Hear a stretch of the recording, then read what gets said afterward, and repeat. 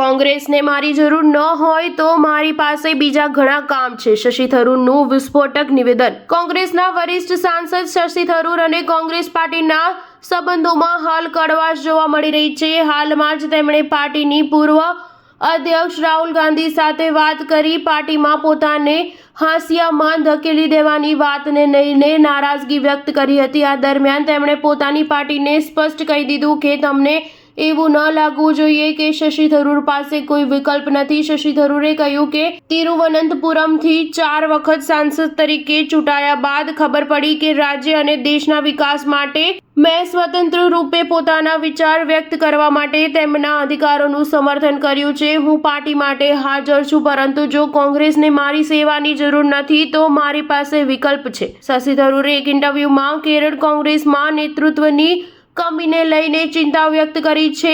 થરૂરે કહ્યું કે પાર્ટીની અંદર નેતૃત્વની કમી એક ગંભીર સમસ્યા છે. જો કોંગ્રેસ પોતાની સીમિત વોટ બેંકથી કામ કરે છે તો તેને ત્રીજી વાર વિપક્ષમાં બેસવાનો સામનો કરવો પડશે.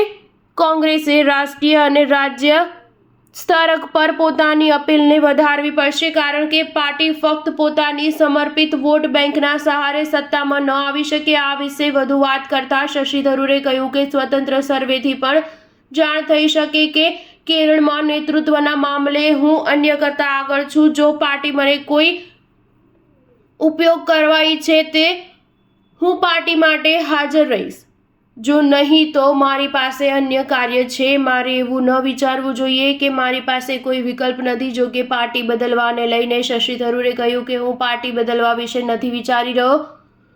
મારું માનવું છે કે જો પાર્ટીથી અસહમત છીએ તો પાર્ટી બદલવાનો રસ્તો ન અપનાવવો જોઈએ. મારી પાસે પુસ્તક છે, ભાષણ આપવા માટેના નિમંત્રણ છે અને અન્ય પણ બીજા કામ છે. શશી થરૂરે કહ્યું કે પાર્ટીની કાર્ય સમિતિમાં સભ્ય બન્યા બાદ મેં તેનો કોઈ વિશેષ પ્રભાવ નથી જોયો.